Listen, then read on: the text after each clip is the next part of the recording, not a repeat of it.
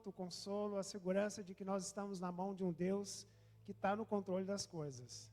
Ele não perdeu o controle, ele não está assustado com o que está acontecendo, é um Deus que continua o seu propósito e projeto na história do ser humano.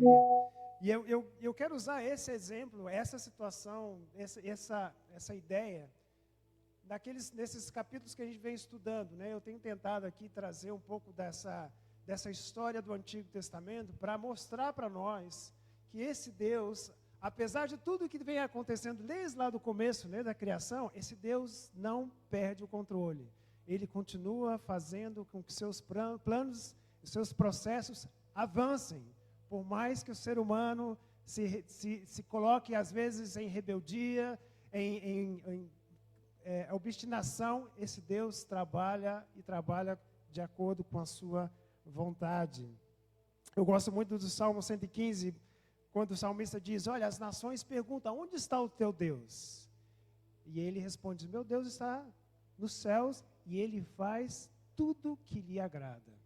Ele faz tudo que lhe agrada. Aí você vai dizer, mas como? Olha essa realidade agora, essa situação lá em Gaza, Israel, Ucrânia, Síria. Como é que esse Deus faz tudo o que lhe agrada? Porque esse Deus está trabalhando no seu projeto. E eu quero trabalhar isso um pouco com vocês hoje, no texto de Êxodo.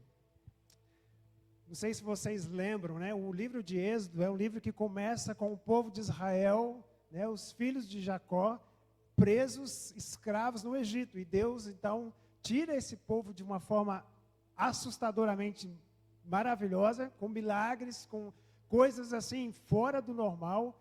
Apenas um homem encara uma nação inteira e tira um povo, milhares de pessoas de dentro dessa escravidão. E agora nós estamos vendo o caminhar desse povo. Porque quando nós chegamos no capítulo 19, Deus faz uma aliança. Na realidade aqui, os autores, os comentaristas dizem, Deus faz um casamento com Israel. Olha só, eu vou ser o seu Deus e você vai ser o meu povo. É uma aliança de casamento. A partir de agora, vocês são exclusivo meu e eu sou exclusivo de vocês. E vocês vão refletir para as outras nações quem eu sou, para que elas possam saber que Deus é esse. Israel diz, beleza, estamos juntos nessa. E aí Deus então chama Moisés lá para a montanha, né? A gente viu lá um pouco disso. E quando Moisés sobe lá para a montanha, Deus quer dar para Moisés as orientações de como vai ser o apartamento de Deus. Para ele quer viver com esse povo, ele quer andar junto com esse povo. E aí Moisés recebe lá na montanha todas aquelas orientações de como é que vai ser a roupa do sacerdote, o tabernáculo, porque Deus está planejando agora habitar no meio do seu povo. Pensa num negócio desse. O Deus criador de todas as coisas vai estar no meio do seu povo. E aí, enquanto Moisés e Deus estão nessa conversa né, da arquitetura da coisa, como é que vai ser? O que acontece lá embaixo? O povo pega todo o ouro que eles tinham, cria um bezerro de ouro e diz, esse é o Deus que nos tirou do Egito. Ou seja, no momento da lua de mel desse novo casal, Deus e Israel, Israel sai para buscar um outro homem. É essa a ideia. É por isso que a Bíblia fala bastante de adultério, né? Do povo de Israel adulterou. Significa que Deus foi traído pela nação com quem ele tinha feito uma aliança. E aí a coisa desandou. E aí a gente vê, então, vamos ver o que esse Deus vai fazer com essa história. Esse povo que havia dito para ele, não, meu coração é do Senhor, agora está entregando o coração para outras coisas, para aquilo que não é Deus. E eu disse para vocês na última vez, que adorar qualquer coisa que você adore, que não é Deus, né, vai transformar, ou vai influenciar o seu comportamento, a sua vida, porque você vai refletir aquilo que você adora. Se você adora o dinheiro, você vai refletir esse Deus que domina o coração. Irmãos, olha para a nossa realidade hoje. Quais são os 3 deuses que dominam a nossa sociedade hoje? Podemos falar claramente quais são os deuses que dominam a nossa sociedade hoje? Quais são? Dinheiro, sexo, né? E poder. São os três deuses que dominam o ser humano hoje. Essa briga que nós estamos vendo na Ucrânia é por poder. Essa briga que nós estamos vendo em Israel é por poder. É para alcançar, é para dominar, é para ser o maior. E aí nós vamos baixando os níveis aí, né? Não só de nações, mas do nosso dia a dia, no seu relacionamento de trabalho, na sua universidade. Você vai ver que essa crise do ser humano de adorar esses três deuses vai gerar comportamentos e atitudes que refletem esses deuses. Por isso as pessoas matam, por isso as pessoas se prostituem, por isso as pessoas entregam os corpos, né, para o sexo, porque elas são escravas desses deuses que dominam e fazem delas o que querem. E eu disse também para vocês que esses deuses, eles têm forças malignas. A Bíblia diz bem claro, quando você adora uma coisa que não é Deus, você está entregando o seu coração, a sua vida a essa coisa. E por trás dessa coisa existem forças malignas que dominam e que transformam a sua vida em escravidão. E aí que nós precisamos de uma intervenção divina, porque quando você é escravo dessas coisas, você não sai sozinho. Você não consegue se libertar. Você pode aí pensar em casos de amigos, né, de pessoas que você conhece, que são escravos de determinados vícios e que não conseguem sair. Por quê? Porque elas estão escravizadas não só pelo ídolo que elas adoram, mas por essas forças que estão por trás dessas coisas. E que dominam e que fazem delas escravas para o seu próprio prazer. E eu disse também que adorar qualquer coisa que não é Deus desfigura, né? Faz você ser menos humano. Porque essa é a grande beleza do Evangelho. Quando você começa a adorar o Deus verdadeiro, Ele te torna um humano de verdade. Ele vai te fazer ser o melhor de você. Porque é isso que Jesus veio para fazer, para nos transformar naquela imagem do Deus invisível. Agora nós somos chamados para ser a imagem desse Jesus que é a melhor e mais perfeita imagem de Deus que nós não vemos. Jesus é o reflexo dela. E nós agora somos chamados a refletir esse Jesus. Então essa é a realidade. E esse é um momento aqui na história que Israel está perdendo esse privilégio de ser o reflexo do Deus Criador para todos os seus vizinhos. Eu queria que você abrisse sua Bíblia aí no texto de Êxodo, capítulo 33, e a gente vai ler bastante coisa aqui, está aí 33, verso 1 até o 6, depois a gente muda lá para o 12 até o 23, e aí no 34, alguns versículos também. Diz assim: depois ordenou o Senhor a Moisés: saia deste lugar com o povo que você tirou do Egito e vá para a terra que prometi com juramento a Abraão, a Isaque, a Jacó, dizendo: eu a darei aos seus descendentes. Mandarei à sua frente um anjo e expulsarei os cananeus, os amorreus, os hititas, os ferezeus, os heveus, os jebuseus. Vão para a terra onde há leite e mel e com fartura, mas eu não irei com vocês, pois vocês são um povo obstinado. Eu poderia destruí-los no caminho. Por que Deus está falando isso? Por causa do ídolo que eles acabaram de fazer, né? Da adoração àquele bezerro de ouro que eles construíram. Verso 4, quando o povo ouviu essas palavras terríveis, começou a chorar, e ninguém usou enfeite algum. Isso porque o Senhor ordenara que Moisés dissesse aos israelitas: vocês são um povo obstinado, rebelde, teimoso. Se eu fosse com vocês, ainda que por um momento, eu os destruiria. Agora tirem os seus enfeites e eu decidirei o que fazer com vocês. Por isso, do Monte Horebe em diante, os israelitas não usaram mais nenhum enfeite. Pula lá para o verso 12.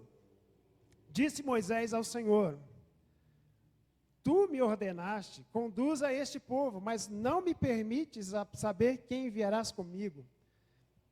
Disseste: eu conheço pelo nome e de você tenho me agradado. Deus falando agora com Moisés, né? Se me vês com agrado, respondeu Moisés, revela-me os teus propósitos para que eu te conheça e continue sendo aceito por ti. Lembra-te de que esta nação é o teu povo. Respondeu o Senhor: eu mesmo acompanharei e lhe darei descanso. Então Moisés lhe declarou: se não fores conosco, não nos envie. Como se saberá que eu e o teu povo podemos contar com o teu favor se não nos acompanhares? Que mais poderá distinguir a mim e o teu povo de todos os demais povos da face da terra? O Senhor disse a Moisés: farei o que me pede, porque tenho me agradado de você e o conheço pelo nome. Então disse Moisés: peço-te, mostres a tua glória, me mostres a tua glória. E Deus respondeu: diante de você farei passar toda a minha bondade, e diante de você proclamarei o meu nome, o Senhor. Terei misericórdia de quem eu quiser ter misericórdia, e terei compaixão de quem eu quiser ter compaixão. E acrescentou: você não poderá ver a minha face, porque ninguém poderá ver a minha face e continuar vivo. E prosseguiu o Senhor: há aqui um lugar perto de mim, onde você ficará em cima de uma rocha. Quando a minha glória passar, eu colocarei numa fenda da rocha e o cobrirei com a minha mão até que eu tenha acabado de passar. Então tirarei a minha mão e você verá as minhas costas, mas a minha face ninguém poderá ver. Agora no capítulo 34, vamos até o verso 8.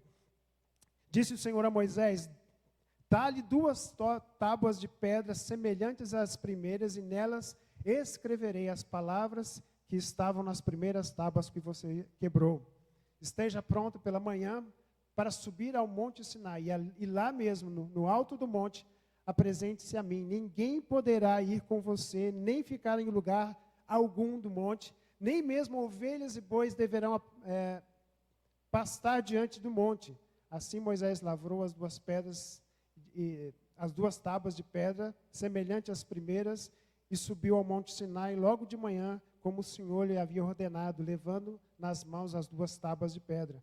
Então o Senhor desceu na nuvem, permaneceu ali com ele, e proclamou o seu nome, o Senhor.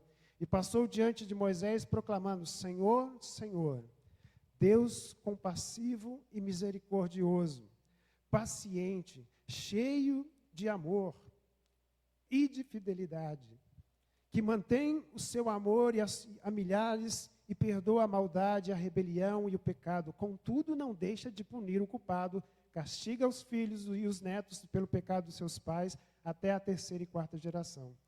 Imediatamente Moisés prostrou-se com o rosto em terra e o adorou, dizendo: Senhor, se de fato me aceitas com agrado, que o Senhor nos acompanhe. Mesmo sendo esse povo um povo obstinado, perdoa a nossa maldade e o nosso pecado, e faze a nós a tua herança. Irmãos, percebe aqui a situação? Moisés está num diálogo, num debate aqui com o Senhor. E aí você pode pensar: mas será que Deus faz essas conversas assim porque ele está na dúvida? Será que Moisés tem a capacidade de mudar a opinião de Deus?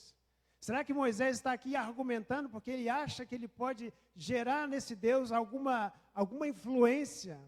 Aí a gente fica pensando: mas poxa, se Deus é o Senhor de todas as coisas, se Ele é o Criador de todas as coisas, se Ele sabe tudo, e se Ele sabe o fim antes do começo, por que Ele vai conversar, gastar tempo com Moisés para falar de coisas que Ele já sabe? E aqui está a beleza das Escrituras, né? Porque quando você olha para esses diálogos aqui, a gente aprende bastante. A gente vai poder entender que esse Deus deseja se revelar, se mostrar a nós através dessas conversas. A gente tem um outro episódio em Gênesis, quando Deus se encontra com Abraão, e Deus diz para Abraão: olha, eu vou lá naquela cidade, eu vou destruir aquela cidade, porque o pecado de Sodoma e Gomorra já está no nível insuportável. E Abraão começa a conversar com Deus, e diz: Deus, mas se tiver lá 20 justos, o Senhor vai destruir? Não, Deus, se tiver 20 justos, não. E se tiver 15? E se tiver 10? E se tiver 5? Abraão estava ali negociando com o Senhor, porque Ló, seu sobrinho, morava lá. E se Deus vai destruir, e Deus vai nesse diálogo com Abraão, Abraão tentando negociar para que Deus tenha um pouco mais de paciência, porque tinha gente que merecia a misericórdia e a graça de Deus. Então, nesses diálogos, a gente aprende bastante, né? Eu botei aqui alguns diálogos aqui que aparecem na Bíblia e que dá para nós bastante referência dessa abertura, dessa disposição de Deus de conversar, de dialogar e de mostrar para nós os processos, né, os planos que Ele tem para o ser humano. Não é aqui que Deus está numa crise pessoal de não saber o que vai fazer e aí está pedindo conselho. Não é isso. Ele quer nessas conversas que a gente entenda o quê? Primeiro, a lógica divina das coisas. Deus está nessa conversa com Moisés, abrindo para nós o seu jeito de pensar, a sua forma de enxergar as coisas e que traz para nós muita noção do que esse Deus pensa. Outra coisa que a gente aprende nesse diálogo, que se Deus não fala com Abraão, ou com Moisés, o que está acontecendo, a gente não entenderia a seriedade do pecado do ser humano. Você imagina, Israel fez lá o ídolo, começa a adorar, e Deus nem quer saber, chega lá e destrói tudo. Ninguém ia entender nada. Ninguém ia saber o que está por trás ali. Mas essa conversa de Abraão, de Moisés com Deus, vai nos ajudar a entender a seriedade do pecado do ser humano. Nós vamos conseguir compreender que esse Deus é um Deus extremamente santo. E Ele é justo. E Ele tem direito de castigar, porque Ele é muito santo, Ele é muito justo. Você imagina, né? Se Deus falasse assim, o meu povo me deixou, o meu povo agora está adorando um animal, uma figura de animal ali, um bezerro de ouro, né, um bezerro enfeitado, e Deus fala, não tem problema, no final das contas eu vou perdoar todo mundo, está liberado, não vou ficar chateado com isso, deixa para lá. Já pensou? A gente não ia conseguir dimensionar o peso do pecado que o povo de Israel estava fazendo. Eles estavam rejeitando o Deus que acabou de tirar o povo do Egito, da escravidão. E voltando o coração desse povo, voltando-se para outra coisa que não é Deus, adorando uma figura de um animal que come capim e rejeitando o Deus verdadeiro. Irmão, a gente não tem ideia de como isso mexeu, impactou o coração de Deus. É por isso que a Bíblia chama isso de adultério, porque isso tem um peso enorme, né, numa relação, tipo uma relação homem-mulher. Quando há essa quebra de confiança, isso gera um estrago terrível. Então, quando Moisés e Deus começam essa conversa, esse diálogo, Deus está trazendo para nós o peso, a tragédia, a destruição causada pelo pecado e que não teria sido revelado se a gente não lesse essa passagem. O pecado precisa ser tratado, porque ele tem um peso terrível, horroroso na relação do homem com Deus. O outro aspecto que a gente entende nesses diálogos é a surpreendente graça de Deus. E a gente só consegue entender a graça de Deus quando a gente entende o tamanho do prejuízo do pecado na relação do homem com Deus. A gente não vai entender a graça de Deus se a gente não entender o tamanho do pecado, que é a nossa separação, a nossa rejeição de Deus. Quando trocamos Deus por qualquer outra coisa, quando rejeitamos a palavra de Deus e nos agarramos e confiamos em coisas que não têm a verdade e o poder, né, da autoridade que Deus tem. A gente acabou de ler o Salmo 19, né? E o salmista ele vai trabalhando esses valores. A palavra do Senhor é fiel, a palavra do Senhor, os mandamentos do Senhor são justos, né? As ordenanças do Senhor são a nossa confiança. E quando nós deixamos esses valores, nos agarramos a outras coisas, nossa relação com Deus começa a perder essa dimensão de comunhão, né, de intimidade. E aí começa a haver a separação, começa a haver a desconfiança, começa a haver esse desejo de buscar em outras coisas o suprimento desses sentimentos. Né? Então, esse diálogo não é assim, não fique pensando, não fique confuso achando que Deus está ali numa crise pedindo conselho. Não, Ele está revelando para nós os seus passos, os seus projetos, como os seus processos vão ser executados. Né? E aí Deus então apresenta agora para nós as suas alternativas de lidar com problemas, com o problema. O plano A de Deus é qual? Era fazer com que o seu casamento gerasse frutos, que produzisse a glória das nações poderem reconhecer nessa relação Deus e Israel o reconhecimento de que Deus é o Deus verdadeiro. Só que Israel pegou aquele certificado, né, aquele como é que chama no casamento? Quando você... certidão de casamento e jogou no lixo. Jogou no lixo. Rejeitou Deus. E não só isso, né? Ela foi buscar outro amante para compensar essa falta de confiança no Deus. E aí a gente vê a primeira crise, né? O que esse Deus vai fazer agora? Se esse povo de coração duro, de cabeça dura, de rebelde, o que Deus vai fazer então nesse processo? Aí ele apresenta um plano B. Aí você vê o plano B lá no capítulo 32, no momento do calor da coisa, quando Moisés ainda nem sabia o que estava acontecendo lá embaixo, Deus já viu o que estava rolando lá na festa dos hebreus lá embaixo, no pé da montanha, e olha o que Deus diz no verso 9. Disse o Senhor a Moisés, olha, tenho visto que este povo é um povo obstinado, deixe-me agora para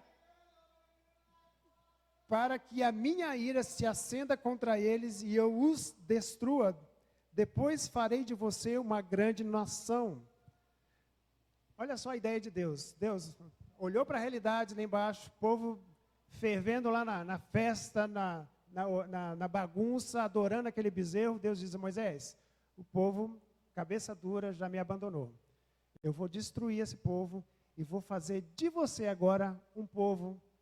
Vou matar todo mundo lá embaixo e você vai ser agora o novo povo de Israel.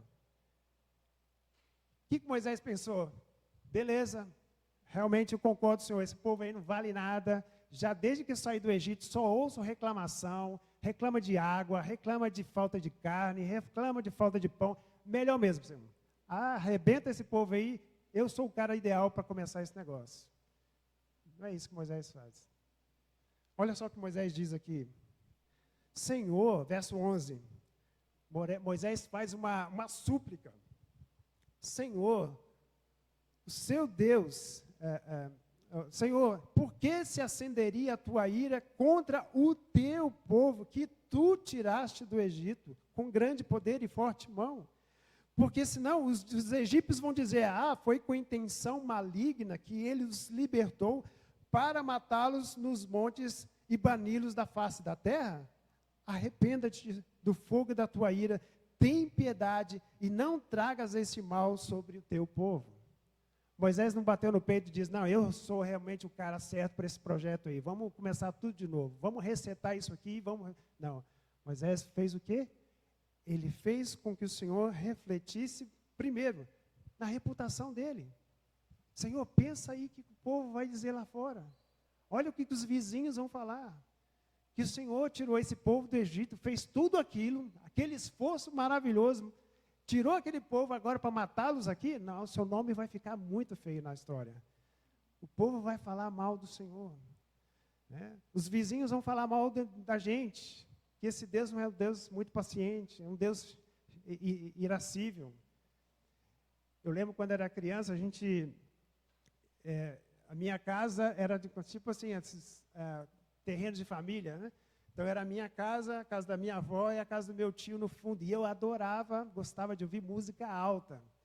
E minha mãe ficava irada comigo, porque olha só o que os vizinhos eram meu tio, minha avó, né? Olha o que seus vizinhos estão falando de você, e que você fica ouvindo música alta, gosta de... E era música, uns rockinhos da minha época, né? Mas a preocupação da minha mãe não era com as músicas que eu estava ouvindo, era mais com o que os vizinhos estavam pensando, né? E essa era a preocupação de Moisés. Moisés estava preocupado com que o povo lá fora, com os vizinhos, né, com os egípcios que viram as maravilhas de Deus, o que eles vão falar? A reputação. Ele estava preocupado com a reputação do nome da glória de Deus. Isso traz muita lição para nós, né? Porque às vezes a gente está preocupado nas nossas crises e circunstâncias com a nossa situação. E nós não preocupamos com a glória e a reputação de Deus nas nossas decisões, nas nossas escolhas, na nossa caminhada, né? Mas Moisés tem uma outra segunda preocupação aqui. Olha o verso 13. O que ele fala aqui? Lembra-te dos teus servos, Abraão, Isaque e Israel, aos quais juraste por ti mesmo. Farei os descendentes sejam numerosos como as estrelas do céu, e lhes darei toda a terra que lhes prometi, que será a sua herança para sempre. Moisés estava agora preocupado com a moral de Deus. Deus, o Senhor falou, o Senhor prometeu, o Senhor empenhou a sua palavra. Se o Senhor quebrar essa palavra agora, nós vamos... Quem vai confiar nas suas promessas? Quem vai poder botar a esperança nas suas promessas se o Senhor quebrar essas promessas? A gente acabou de cantar, né? Incomparáveis são tuas promessas. Por quê? Porque nós temos a confiança de que o que esse Deus falou, Ele faz acontecer. Ele cumpre. O nosso Deus não é um Deus que fica mudando de ideia toda hora. Nosso Deus não é um Deus que é influenciado pelas circunstâncias, que hoje pensa uma coisa, amanhã pensa outra. Não, o Deus das Escrituras, e é isso que eu estou tentando, me esforçando para passar para vocês, que desde o Gênesis até o Apocalipse, a vontade desse Deus é a mesma, Ele não mudou. O projeto de Deus é um só, e Ele não vai ficar agora fazendo experiências, esse aqui não deu certo, vamos passar para esse, não, vamos passar para aquele. Não, esse Deus vai mostrando, no meio da história do seu povo, na história humana, que Ele tem propósitos bem estabelecidos. Ele não muda. Ele não muda. Tiago fala isso, né? Nele não há sombra de variação. Moisés, lá no capítulo, acho que 10 de Números, ele fala que o Deus não é homem para mentir. Ele não fica contando historinhas, ele não fica inventando fake news. Ele é o Deus de palavra, ele fala, ele cumpre. E é isso que Moisés está trazendo de volta a memória aqui de Deus. Deus, o Senhor prometeu, o Senhor falou para Abraão, falou para Isaac, falou para Jacó. Nós estamos firmes nessa confiança de que o Senhor vai fazer. E aí a resposta de Deus no verso 14, e sucedeu então que o Senhor arrependeu-se do que o mal queria fazer. Não é que Deus estava já, Moisés conseguiu dobrar Deus. Não. Isso faz parte desse processo de Deus mostrar, revelar para nós a graça dele. Não é que Deus está confuso, indeciso. Não. Ele quer que você compreenda aqui a maravilhosa, surpreendente graça dele. Deus não vai fazer isso. Porque ele realmente tem uma reputação a zelar. Ele tem uma moral, uma palavra, uma autoridade que ele vai preservar.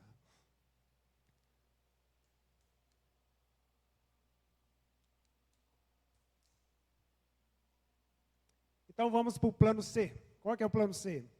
Está aí nos versos 33, 1 a 3. Ele diz aqui para Moisés, então faz o seguinte, plano B. Plano B, tá bom, abandonado, vamos deletar esse plano aqui, vamos então para o plano C. Plano C é o seguinte, eu vou mandar um anjo, e esse anjo vai levar vocês até a terra prometida, vocês vão ter o lugar que eu prometi, vocês vão vencer os seus inimigos, vão se estabelecer, vão ter a prosperidade, vão ter as bênçãos, mas um detalhe, eu não vou nesse negócio não. Eu não vou com vocês. Porque se eu for, eu vou destruir vocês, a minha santidade vai chocar com o pecado e a rebeldia e a teimosia de vocês. Então, melhor, vocês vão sozinhos, o meu anjo vai com vocês, e aí vocês vão tomar posse e vão assumir os privilégios que eu prometi para vocês. Irmãos, quando eu comecei a pensar nisso aqui, eu pensei, olha, esse plano C, hoje, na nossa sociedade, é muito bem aceito. É ou não é? Você vai ter a prosperidade, você vai ter o milagre, você vai ter as vitórias, você vai ter as bênçãos. mas não vai ter Deus. Tá bom assim? Tá cheio de gente que quer isso aí. A nossa igreja brasileira hoje está focada nessa verdade. A pregação de cura, de prosperidade, de bênçãos, não precisa de Deus. Você ganhou, tá abençoado. É ou não é?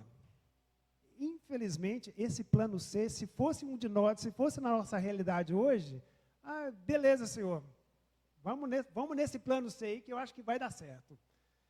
Nós queremos a bênção, nós queremos as coisas, nós queremos os privilégios, a cura, nós queremos a prosperidade, mas não precisa do Senhor. Aliás, o plano C é até melhor, porque o plano C não tem exigência. É ou não é? Deus não vai estar no nosso meio para dizer como que a gente tem que se comportar. Deus não vai estar no meio da gente dizendo que a gente precisa se ajustar ao nosso comportamento, melhorar o nosso caráter. Não precisa. A gente só vai receber as bênçãos e os privilégios. E aí eu fiquei pensando, poxa, eu acho que se Moisés estivesse nos dias de hoje, olhando para a nossa realidade de igreja, a turma ia votar. Não, esse plano C aí nós topamos. Nesse plano C nós aceitamos. Irmãos, infelizmente, as pregações em alguns púlpitos e igrejas hoje ficam falando disso, de cura, de milagres, de sobrenatural de Deus, de bênçãos, né? E acham que isso é o Evangelho. E ficam dizendo que isso é o Evangelho. Isso não é o Evangelho. O Evangelho de Deus não é prosperidade, não é bênção, não é cura. Isso não é o Evangelho. O Evangelho de Deus é aquilo que Jesus veio instaurar. O reino de Deus está aqui. Existe um Senhor. É Ele quem manda no negócio. E se você quiser andar com esse rei, arrependa-se e venha e siga-me. Esse é o Evangelho. Esse Evangelho que está aí dizendo que você vem para Jesus e vai receber isso, vai receber aquilo, vai melhorar isso, vai melhorar. Isso não é Evangelho. Esse não é o Evangelho. Ainda bem que o povo, quando ouviu esse plano C, qual foi a reação do povo? Chorou. Olha o verso 7. O verso 4. Quando o povo ouviu essas palavras terríveis, começou a chorar. Não vale a pena. Não queremos terra prometida sem Deus. Não queremos um céu sem Deus. Não queremos uma igreja cheia sem Deus. Nós queremos que esse Deus ande conosco. Queremos que esse Deus faça parte da nossa vida. Essa é a resposta do povo. E Moisés, então, diz, olha, Senhor, eu preciso entender melhor esse plano aí. Esse plano C, não entendi, não consegui pegar essa conversa do Senhor de mandar anjo, não. Né? E aí, nos versos, se você continuar a ler aí, nos versos 12 em diante, verso 7 até o 11, Moisés chama Deus para mais uma conversa. Ele entra para uma tenda e chama Deus para a conversa porque ele quer negociar. Esse plano C não está bom, né? Verso 12 em diante, Moisés começa a falar, Senhor, olha, o Senhor gosta de mim, o Senhor achou que eu sou uma pessoa, explica melhor isso. Né? Eu quero ver a tua glória. Para poder entender esse negócio, revela para mim a tua glória. Né? Eu quero ver a tua glória. E a Bíblia diz aqui, ó, irmãos, que no verso 11, que Moisés falava com Deus face a face. Não é que Moisés via a face de Deus, mas ele tinha uma relação com Deus, de uma proximidade com Deus, que ele falava diretamente com Deus. E agora Moisés está pedindo mais explicações, e ele diz, agora eu quero mais, eu quero ver a glória do Senhor. E sabe o que Deus revela para ele? Olha o verso 6.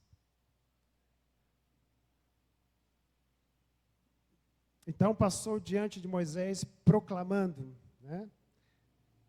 Verso 5 diz, então o Senhor desceu na nuvem, permaneceu ali com ele, e proclamou o quê? O seu nome.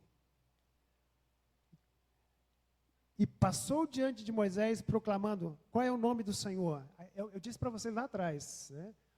Deus, a palavra Deus não é o nome de Deus. A palavra Deus significa, é um título, que significa um soberano, um Senhor. O nome de Deus é esse que está aqui, o Senhor, Javé, né? Que no hebraico tem outra, são apenas 5 letras. O que significa Senhor, Senhor, assim, Javé, Javé? Quando Moisés pede para ver a glória de Deus, Deus proclama novamente o seu nome. Irmãos, essa situação aconteceu lá no capítulo 3, quando Moisés estava naquela crise de cuidando de ovelhas, sem saber o que fazer da vida. Deus aparece para Moisés e diz, olha, volta para o Egito e vai lá libertar o meu povo. E Moisés diz, como é que eu vou lá no Egito tirar o seu povo? E se eles perguntarem quem me enviou para fazer isso, o que eu vou dizer? Ele vai dizer, eu sou, enviou você.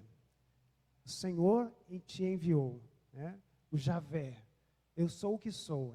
Esse é o termo, esse é o significado, uma tradução bem simples, né? Desse termo, desse nome de Deus, Javé. Eu sou o que sou. Significa que esse Deus, ele será e nunca vai deixar de ser. Ele é o Deus justo e essa justiça dele não oscila, não muda. Ele é amor, ele não tem amor, ele é amor, né? Ele é Deus de misericórdia, ele não tem, ele é. Todos esses recursos que nós precisamos é dele, está nele, faz parte do caráter dele. Então, quando Moisés pede para ver esse Jesus, para ver essa glória, Deus revela para ele a sua própria natureza. Eu sou. Aqui é interessante que Moisés não baseia a sua relação com Deus na experiência, porque Moisés falava com Deus face a face. Moisés subiu na montanha que estava lá, a presença de Deus. Ele não vai falar de visões para o povo, ele não vai contar as experiências pessoais, ele vai falar da palavra que esse Deus transmite, para mostrar para nós o que importa para nós, não é a minha experiência é boa para mim, mas o que de fato sustenta e dirige as nossas vidas é a palavra de Deus, é o que Ele fala, porque essa palavra é que faz diferença, é essa palavra que mantém as coisas a caminhar do jeito que Ele quer. E aí o que esse Deus fala para Moisés então? Vamos ali no... Então qual que é o plano D de Deus? É restaurar o plano A. O plano B não funciona, o plano C muito menos. E qual é o plano de Deus então? Vamos voltar para o plano A. E como vai ser esse plano A? Então Deus aqui dá as garantias de que o plano A vai funcionar. Ele diz assim, olha, eu sou o que sou. Eu sou, vai com você. E quem é esse eu sou? Ele começa a dar aqui, ali está pequeno para mim, mas dá para ver para vocês, né? Deus mostra para Moisés o seu próprio caráter. Moisés, a coisa vai funcionar porque eu vou fazer funcionar. Não depende do povo, não depende de você, eu vou fazer a coisa andar.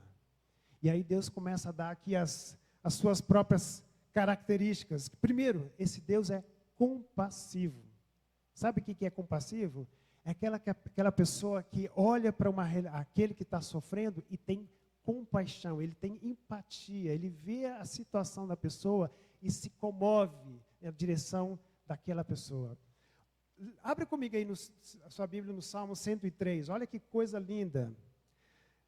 Aliás, irmãos, esse texto de Êxodo 34, 1 a 6, é o texto mais repetido pelos hebreus, pelos judeus. Quando pensar no caráter de Deus, eles voltam para esse texto aqui. Deus, o Senhor é compassivo, é longânimo, é paciente, cheio de amor, perdoador. Isso traz para eles aquela confirmação e aquela segurança. Nós temos um Deus que é assim. Olha aí, Salmo 103, versos 13 e 14. Olha o que o salmista diz, olha. Como um pai que tem compaixão de seus filhos, assim o Senhor tem compaixão dos que o temem. Pois Ele sabe que somos formados. Ele lembra que nós somos o quê? Somos pó. Nós não temos capacidade de andar sozinho. Nós não conseguimos lidar com as nossas situações sozinho. Esse Deus, Ele é compassivo.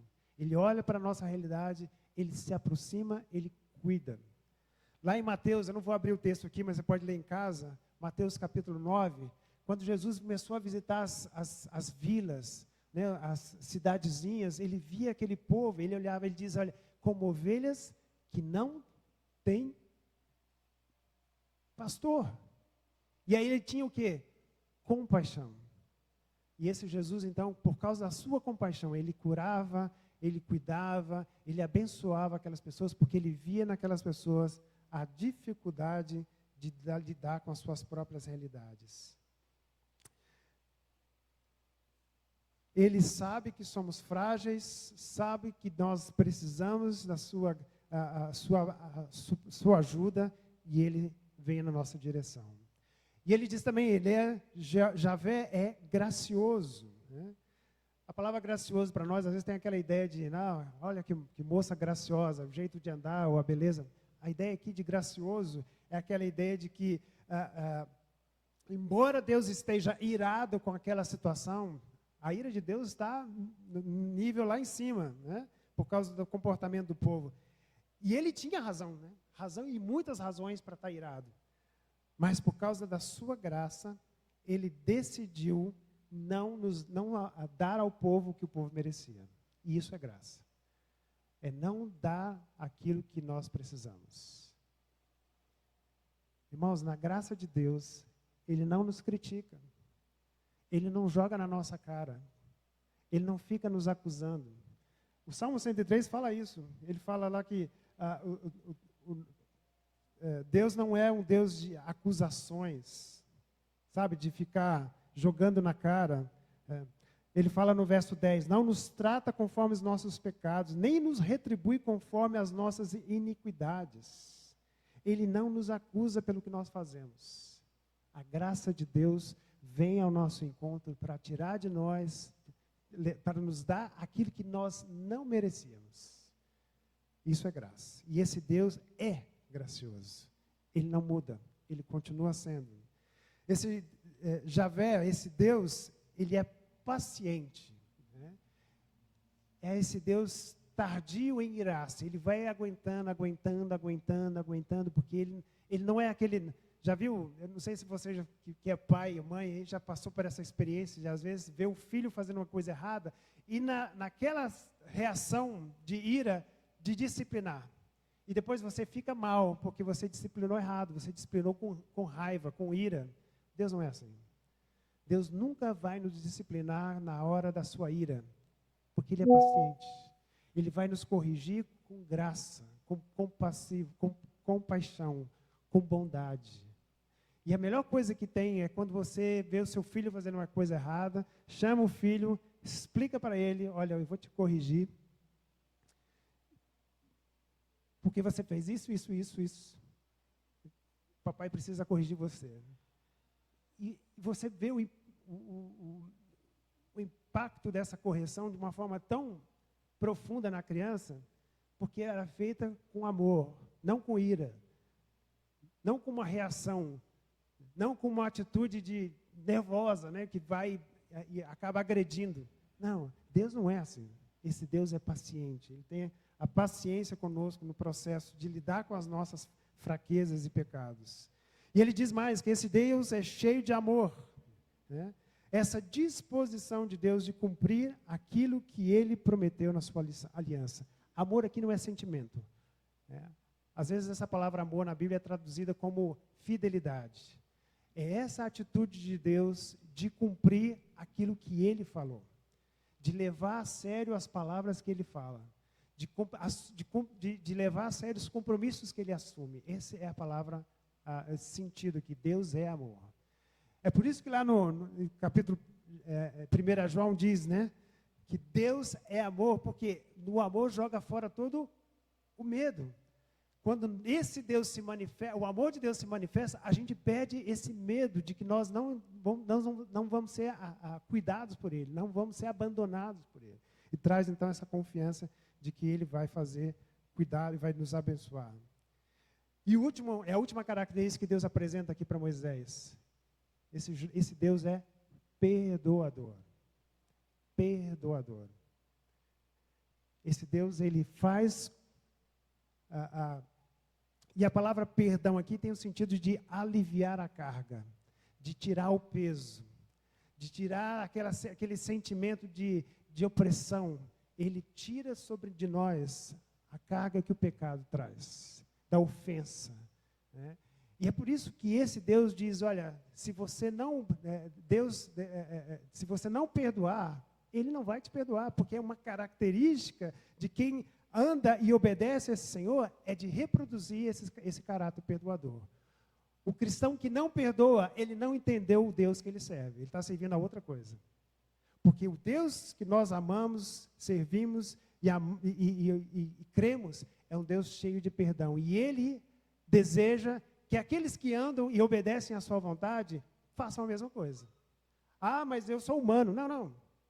Perdão é a ação divina e essa fé no caráter de Deus. É Ele que vai fazer a coisa, trazer para nós, no nosso coração, essa atitude, porque Ele é perdão. Lembra lá, Mateus capítulo 11, Jesus diz, olha, vem a mim, todos vós que estáis cansados. A ideia aqui é essa carga, esse peso que o pecado tem sobre nós. E Ele diz, e eu vos aliviarei.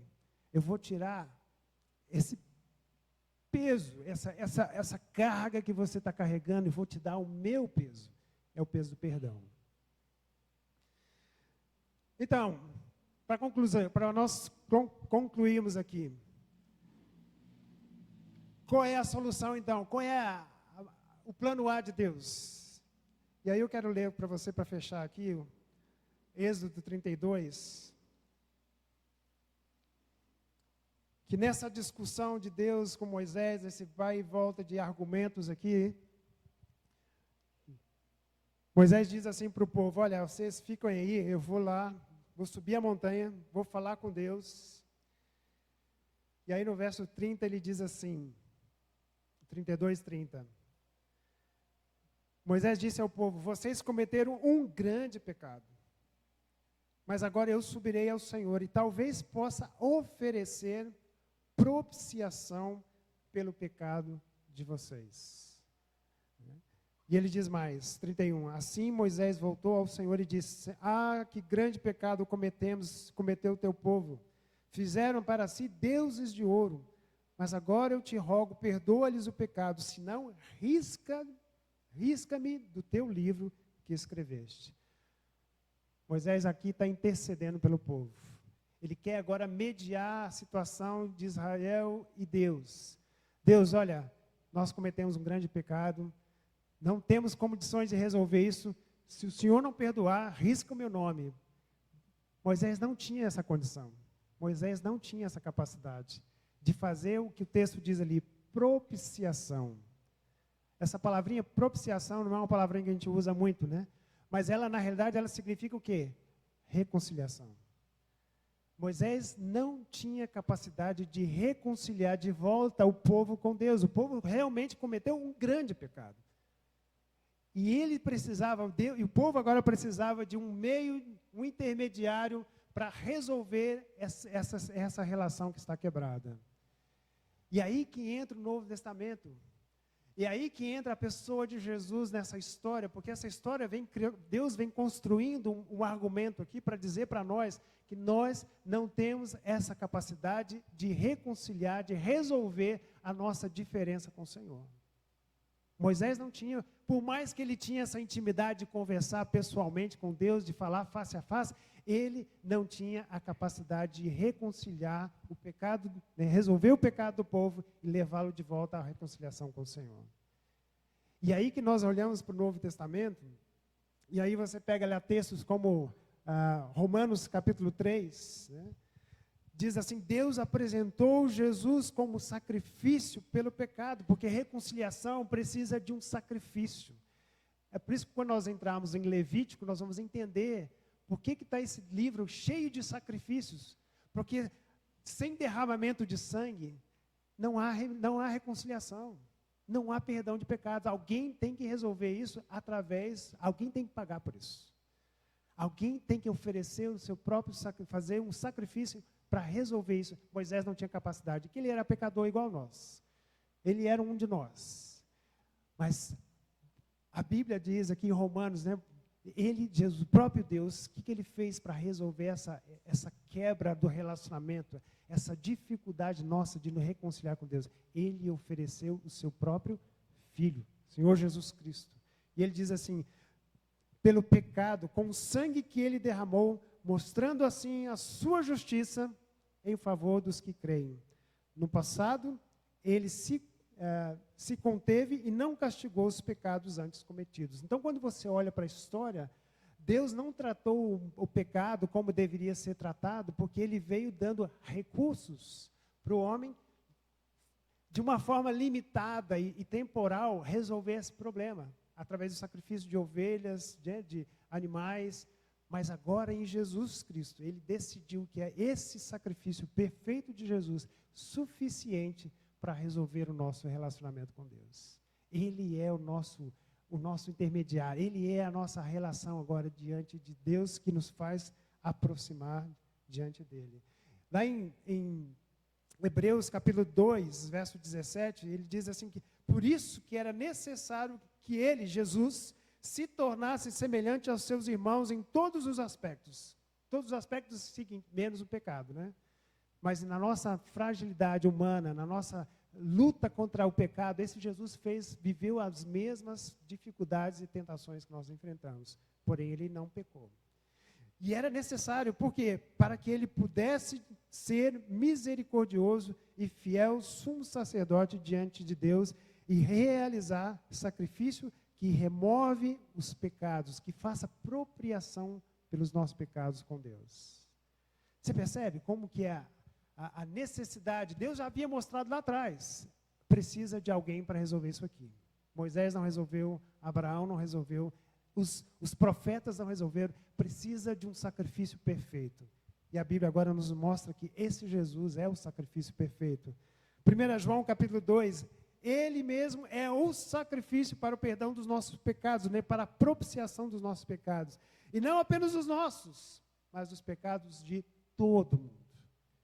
É por isso que na nossa mensagem, nós proclamamos essa mensagem para todo mundo, porque essa mensagem não é só para nós, é para todos aqueles que creem nesse sacrifício perfeito de Jesus.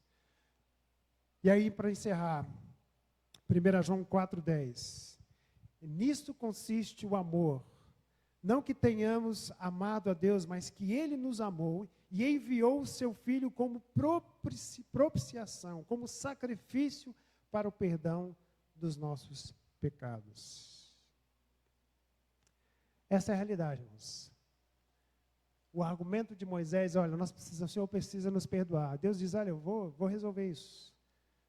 Mas Deus está preparando na história, estava, né, preparando e agora já apresentou o meio de resolver isso. É a pessoa do Senhor Jesus. Ele é a nossa reconciliação com o Senhor. Ele é o sacrifício oferecido pelos nossos pecados. Para que por meio dele, eu e você agora pudéssemos estar em paz com o Senhor e em paz uns com os outros. E se nós não estamos em paz com uns com os outros, nós não estamos em paz com Deus. Essa é a lógica de Deus. Porque a nossa paz com o Senhor, ela se reflete na nossa relação uns com os outros. Ah, não, eu estou bem com o Senhor, mas eu não consigo resolver o meu problema. Então, alguma coisa está faltando nessa relação. Porque agora, em Cristo Jesus, Ele nos dá essa capacidade. E não só nos dá a capacidade, Ele nos chama, como diz Paulo lá em 2 Coríntios, para sermos embaixadores dessa mensagem, da reconciliação. Nós vamos ajudar essas pessoas que ainda não entenderam que elas podem estar agora reconciliadas com Deus, por meio de Jesus Cristo. Nossa, é fantástico, quando você começa a entender que esse Deus tem essa atitude graciosa de, no seu tempo, tratar conosco, nos ajudar a lidar com as nossas faltas, né? Com a nossa incredulidade, com a nossa rebeldia, com a nossa dureza de coração, né? Então, Deus aqui apresenta para Moisés, quando Moisés pede, Senhor, eu quero ver a sua glória, Deus apresenta o caráter dele. E é esse caráter que vai fazer com que o plano A volte a funcionar. Deus vai usar o seu povo. Eu não estou falando aqui agora de Israel, eu estou falando do povo que está em Cristo Jesus. Porque agora o povo de Deus é aqueles que estão reconciliados com Deus por meio de Jesus. Não basta nascer numa família, não basta ter o sangue e tal, você precisa agora estar debaixo do sangue de Jesus para fazer parte dessa relação com Deus. Irmãos, esse é o convite, essa é a nossa dinâmica de andar com esse Senhor, de andarmos debaixo do sangue, do sacrifício perfeito de Jesus, que nos faz agora desfrutar, não só das bênçãos de Deus, mas do próprio Deus. Tem muita gente querendo as bênçãos de Deus, e que o que Ele está nos oferecendo é Ele próprio, é a pessoa dEle. A próxima vez que eu vier aqui, eu quero trabalhar com vocês essa questão da presença de Deus. Porque o livro termina com essa presença de Deus no meio do povo. Deus resolve o problema, Ele vai estar no meio do povo. Qual é o impacto disso na nossa caminhada com o Senhor? Amém? Que Deus nos abençoe. Que Deus nos dê graça para compreender e crer nessas coisas. O Senhor nos chama a crer, a confiar que esse é o caminho para a nossa vida aqui. Está cheio de gente aí vivendo o melhor deste mundo. Dinheiro, riqueza, sexo. Mas isso sem Deus. E isso é vazio. Porque o final dessas coisas, a Bíblia diz, é morte. Agora, aqueles que andam com o Senhor, mesmo não tendo, esses é o que tem vida. Ver a lógica de Deus é diferente da lógica do mundo. O mundo diz, olha, se você ganhar